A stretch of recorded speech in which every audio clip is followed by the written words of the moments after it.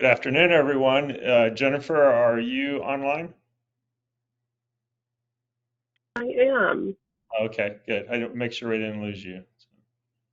I am watching the people uh, screen, and I don't quite see anybody in yet.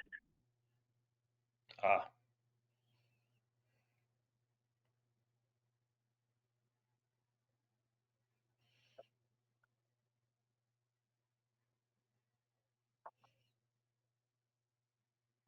Mm, Actually, getting messages that people are in. Okay. Well, we'll get started. Hi, everyone, and welcome to today's webinar on the new MSHA rule on respirable crystalline silica. My name is Jennifer Dodd, and I'll be moderating the webinar today. I'd like to go over a few items before we jump into our presentation. In efforts to minimize background noise, we have muted all attendees. We encourage questions and comments throughout the presentation using the chat box located on the right-hand side of your screen. This applies to any technical assistance you may need as well as submitting questions about the information covered. That said, I'd like to introduce our speakers this morning. Steve Meyers, he is a principal consultant with BSI. And our guest today is Daryl Smith. He's the Senior Vice President of Operations and Development with the Essential Minerals Association. Thank you both for attending and speaking. And again, everybody, if you have questions, please pop them in the chat. We'll be monitoring them throughout the presentation. So, Daryl, I'll hand it over to you. great. Well, hello, everyone. My name is Daryl Smith again, and I appreciate you joining today. Both Steve and I are CIHs, but I will have to admit that Steve is a much more technically qualified CIH than myself. I don't know about I'm that. I'm a Washington, D.C. hack, so I haven't collected an air sample in some time. So the most of this presentation is going to be given by Steve. And, I'd like to thank BSI for inviting me to come on and kind of talk about the more kind of policy side of this new silica rule. And BSI is a new member, a great member, and we really appreciate them joining the Essential Minerals Association. So, Jennifer, if you can go to the first slide. And we have 30 minutes for this webinar. We wanted to, I think it's a good idea because it makes more people, jump on, but we have a lot of information to cover. And I believe this is going to be a series of webinars by BSI, so you can look for more. But Steve and I are going to do our best to cover some important points, here today in 30 minutes. So here's what we're going to talk about. Why is there a new silica rule with the Mine Safety and Health Administration, overview of the provisions, exposure monitoring, how to comply, and suggestions for next steps. So that is if you know anything about this standard, that is a lot of information. So, this is just to put your toes in the water. You're going to have a lot more to learn if you're actually on the ground trying to comply with this standard. So next slide. So why is there a new silica rule? And many of you may know that this was a very long time in the making. OSHA recently, a few years ago, had brought out their new silica rule, and then MSHA followed suit. And I'm going to tell everybody, and this is the main message that I want to say. I'm going to go through these other slides, and I think Steve is going to mention this too, is that I am worried about the industry's ability to comply and the speed at which they will comply. So I just want you to know that we at the Essential Minerals Association have taken a very serious look at the standard, and we have our own concerns. Other organizations in DC have their concerns. There are legal challenges that EMA is not a part of. We're filing an amicus brief on the issue to push back a little bit on some of the provisions of the rule, but we're taking the view that this is the rule and that you need to comply with it. And we're going to try to go through what you need to do that today. But there are some big challenges, and we are already hearing from some of our mines that they are getting some very high levels and things of that nature that they're going to have to put in a lot of controls for. So just realize that this is a very serious matter for mines. If you're a safety guy or an industrial hygienist at a mine site, you need to start now. You actually need to start yesterday. This is going to be very challenging for a lot of folks. So with that, next slide. And I'm going to go through these really quickly just to get to Steve's part, which is the the meat of the presentation. But silica hazards in mining, respirable crystalline silica, also known as silica dust or quartz dust, or RCS, is a common occupational hazard in the mining industry. And I'll emphasize the word occupational. Silica is very much an occupational hazard. It's not something you get on your day-to-day activities. This is something you have to develop for years over a working life and occupation. So keep that in mind. Silica dust is generated in a variety of ways: cutting, sanding, drilling, crushing. And silica dust also mixes with other dusts, such as coal dust, to create a more complicated health situation. I'll emphasize that this standard pretty much applies to all mines. When you read the preamble in the regulation, it says it applies to 12,000 mines, but there are only about 12,000 mines in the U.S. So they may have excluded a few of them, but it really applies to everybody because quartz is, I believe, 12% of the Earth's crust. It's a contaminant, at least in all mines. So, if you're, don't think this just applies to the sand mining industry. It applies to just about every mineral out there. And if you haven't done sampling yet on silica to determine your levels, now is the time. So next slide. All of this is readily available information. The silica hazards in mining, called silicosis, non-malignant respiratory disease, lung cancer, kidney disease, and there's a wealth of information that you can spend time learning about the effects of silica, and they go over it quite well. MSHA does in the preamble to the rulemaking and the rulemaking itself, so you can look through that, and I won't go into much more detail there. So next slide. And a little bit of the history on the rule. As long as the Department of Labor have been around, there have been regulations relating to crystalline silica. And Department of Interior, Bureau of Mines, since 1974 has had rules in place relative to crystalline silica. The prior permissible exposure limits were in the nature of 100 micrograms per cubic meter for quartz, half of that for cristobalite and tritomite, which are varieties of crystalline silica. Prior standards for coal mines, first established by the Federal Coal Mine Health and Safety Act of 1969, controlled miners' exposures indirectly by reducing respirable coal mine dust. So a lot of this is a coming together in one standard for the protection of miners against crystalline silica. Next slide. And the primary thing that this standard did, and the thing that's going to cause people the most trouble, is the lowered PEL. And NIOSH, the National Institute of Occupational Safety and Health, has recommended for some time a level of 50 micrograms per cubic meter for an 8-hour TWA, which is where we are with the new standard. The Occupational Safety and Health Administration established a PEL of 50 and an action level of 25 over an 8-hour TWA in 2016. And some of you may have watched that long deliberation of the OSHA rulemaking. But the mining industry's PELs remained in place until the publication of this recent standard. And this aligns the mining industry with other industry and lowers the PEL for quartz and RCS. And Steve's going to talk a little more about that shortly. But next slide. Just to show you the impact, like I said, I think there are only 12,600 mines, I believe, in the United States. So you can see this applies to most of them, 250,000 miners.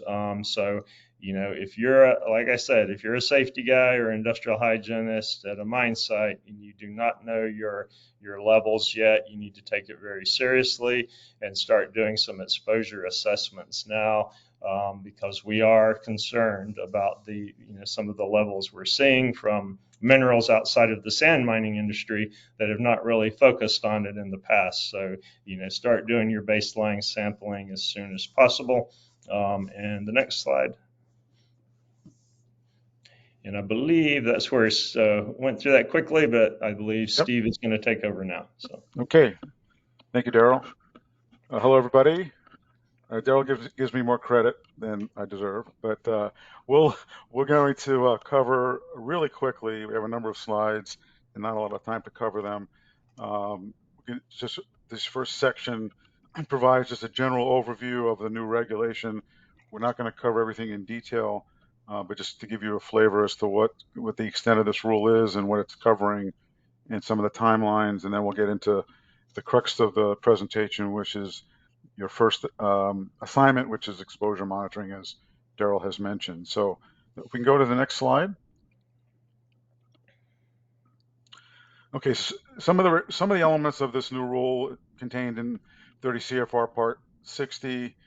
As Daryl mentioned, it establishes this uniform PEL, so now the mining industry is aligned with other industries.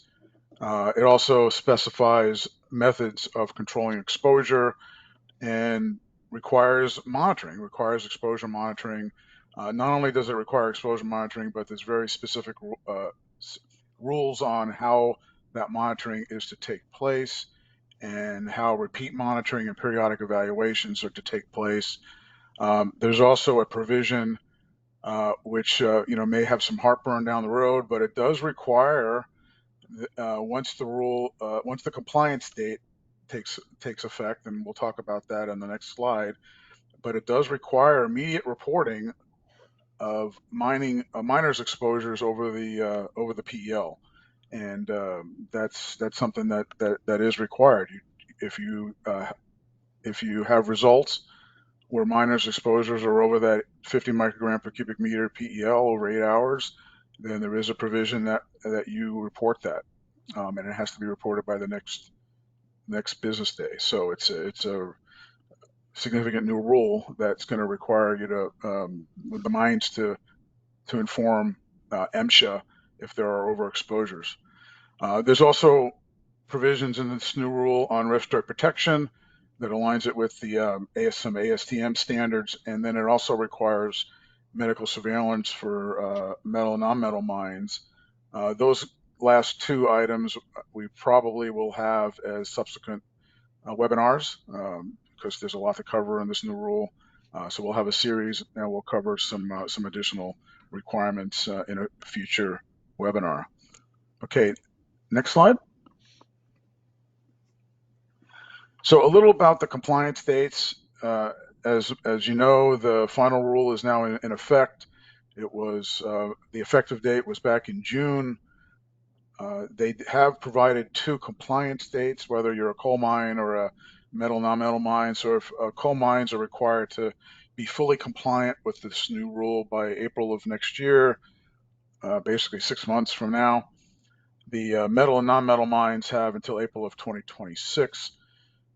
But as Daryl had mentioned, this sampling and control measures that have to be put in place, depending on what the results are, have to be fully in place by those compliance dates. So, there's no time like now to get started on this, so that by either April of next year or April of 26, your site's fully compliant. Okay, next slide. All right, so what are we talking about when we say exposure monitoring? There's some sampling provisions, and then there's a periodic evaluation requirement within this new rule. Next slide. Okay, we mentioned a little bit about the timing, but what kind of sampling do mines have to do? They have to be exposure monitoring in personal breathing zones. So that means that you monitor what a miner's exposure is by putting a monitoring device on the person rather than in the area. So you're monitoring what the actual personal exposures are to that miner. There is a requirement that that monitoring take place during the miner's entire shift, including longer than 8-hour shifts.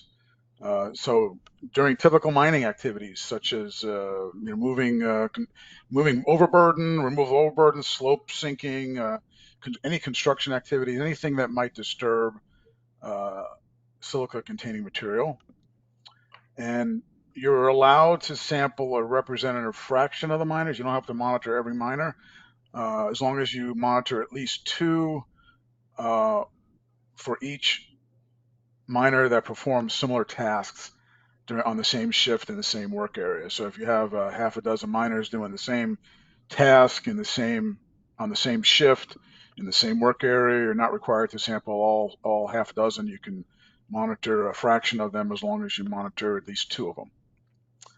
And of course, you're required to select the miners who are exposed at the highest levels. They want what quote unquote worst case sampling. Okay, next slide. So what type of monitoring, a little bit about the types of monitoring, the technical aspects of the monitoring. Since this is a respirable crystalline silica rule, you are required to use particle selective samplers so that you're only collecting on the media that is used to monitor, that you're only collecting respirable fraction of the dust. And there's lots of models available. You may be familiar with the old cyclones. Those are still acceptable. There's some newer technology out called parallel particle impactors that are a lot easier to use. But suffice it to say that you must sample the particle size that's considered respirable only. So not total dust or anything like that. If you're not familiar, using an IH firm, industrial hygiene firm, would be advisable so that you're collecting the data in an appropriate manner. Laboratories that are used to analyze the samples must be ISO accredited. They can also be American Industrial Hygiene Association accredited. According to MSHA, there's about 30 labs in the U.S. that are capable of doing this analysis. The requirements are very specific regarding record keeping. The samples have to be recorded as far as when they were taken, what occupations were sampled, the concentration of respirable crystalline silica and dust and respirable dust, and there are posting requirements as well for 31 days once you get the results. Okay, next slide. So what type of initial sampling you have to actually do that, what they call initial sampling for miners who are exposed or may reasonably be expected to be exposed to respirable crystalline silica. And then there are requirements for subsequent sampling. So additional sampling, if that initial sampling shows that you have exposures over the action level being half the PEL, samplings can only be stopped when you have 2 consecutive sample results that are below the action level, as long as that second round is collected later than 7 days after after that first sampling. So there are requirements for repeating the sampling, and then very specific requirements for corrective actions when results are over the PEL. And as Daryl had mentioned, we're seeing lots of situations where exposures are over this new PEL. This is the MSHA flow chart for initial sampling. It kind of goes through that same logic that I had on that prior slide. We can kind of go through this very briefly, but as you'll see there, depending on what that first sample result shows, If you're over the PEL, then you have to do corrective actions. If you're below the action level, then you have to do some subsequent sampling to confirm that. And then if that's below the action level, you can stop. If the subsequent second sampling shows above the action level, below the PEL, you do some additional sampling again.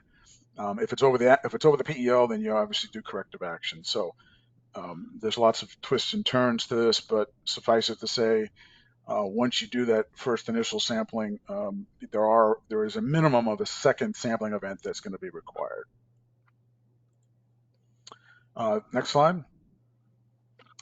So subsequent sampling, again, depends on what the results are. Anything over the PEL requires corrective actions. But if you're below the PEL, but above the action level, you do have to do some subsequent sampling again. And the only way you can stop is if you've got that two sampling periods, at least 7 days apart, that are below the action level. And some of the additional sampling is required every 3 months minimum. Can't stretch it longer than that. Very specific as far as what they want as far as sampling goes. Next slide. Okay, so what other evaluations are required? If the activities change where there's some increased exposures, then there are requirements to reevaluate and do some new sampling and record your evaluations.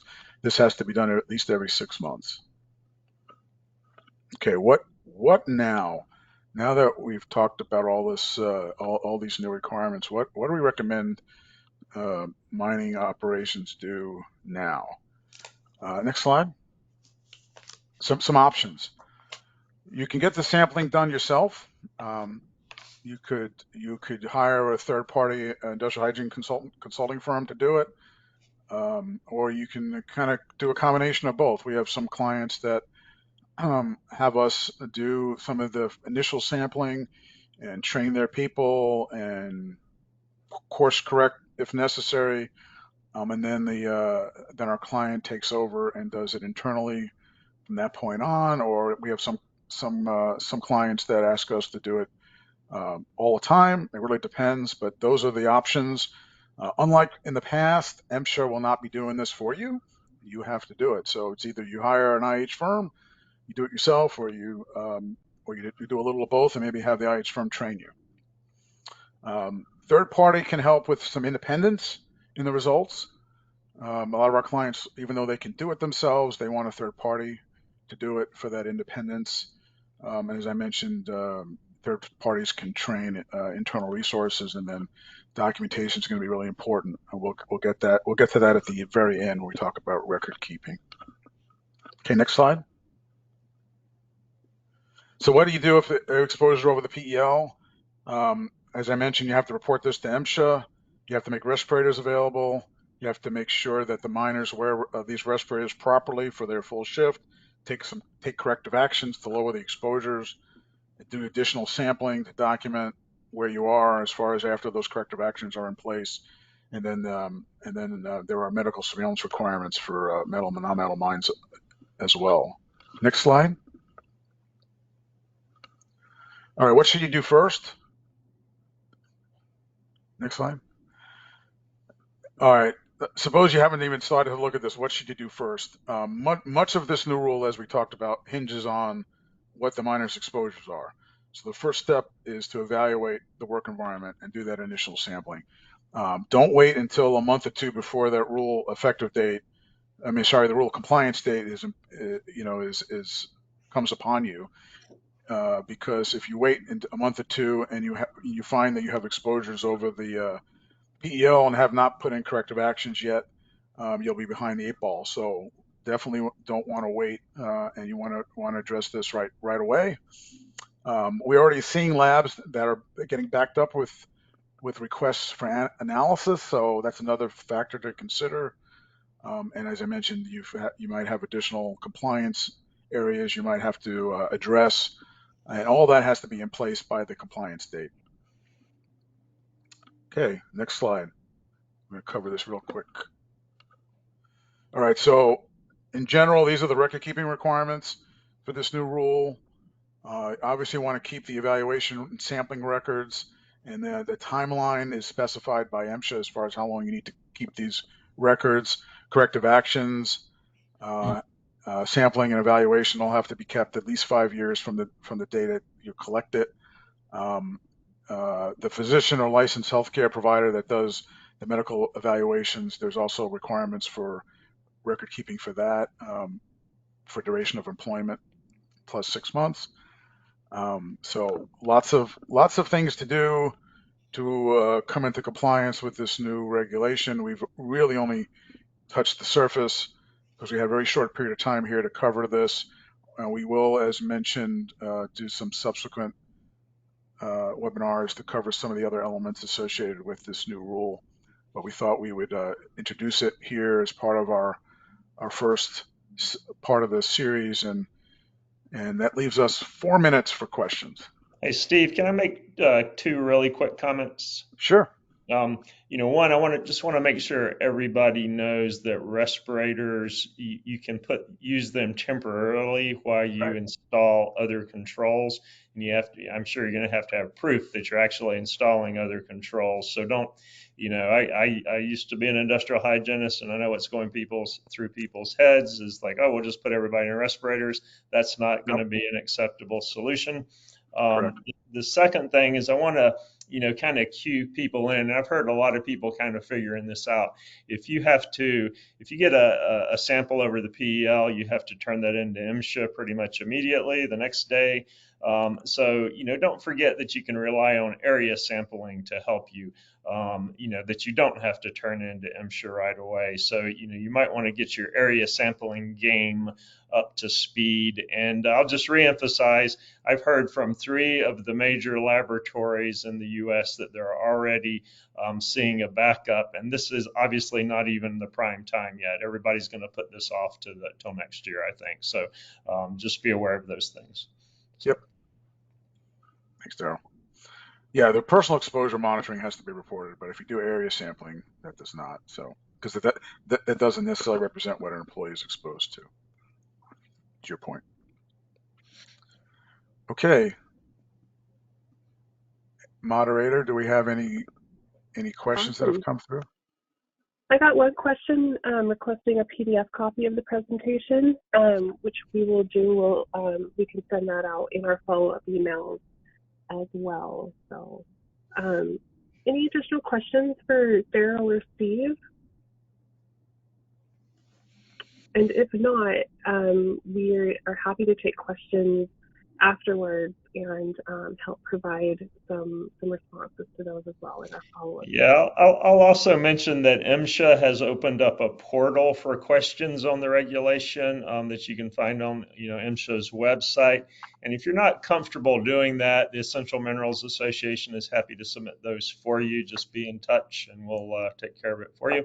We've already submitted several questions. There are some things that are a little bit hazy and gray in the regulation right now that MSHA is working on good answers to. One of them that comes to mind is if you have 12-hour shifts, do you have to adjust the PEL? So we don't have a good answer on that yet. And there's a few others that we're waiting on answers for, but we're happy to do that for you if you like. So you can also reach out to us. We obviously don't, we work for our clients confidentially. They're all private clients, so anything we do for you, we don't report. Obviously, we wouldn't have many clients if we did. So look forward to helping answer any questions that may come about subsequent to this webinar. There's also an FAQ section on the MSHA website. Yes, there is. Yep. And I'll add to that we work very closely with Daryl and the Essential Minerals Association. So any questions that we get, we work together to help them and submit those questions to them so that we can work together and partner as a team for the benefit of clients across the nation. So it's been a very fun partnership so far. So thank you, Jennifer. Thank you, Daryl. Thank you, Steve. Sure. With that, I'd like to thank everyone for attending today's webinar. Please look out for our follow-up email within the next few days. And as I mentioned, that will include a link to access today's webinar recording. and also a PDF copy of this presentation. If you have any additional questions, please don't hesitate to contact any one of us using the email that we provided at the end of the presentation. Again, you'll get a copy of that. And yeah, and we'd like to end with, this, we said it a few times throughout the presentation, but this is, the first of a series of webinars that we would like to put together. If anybody has feedback on what they would like to see as well, we're happy to accommodate those future webinars. Thank you everyone again for attending, and have a great day. Thanks, guys. Take care. Thanks.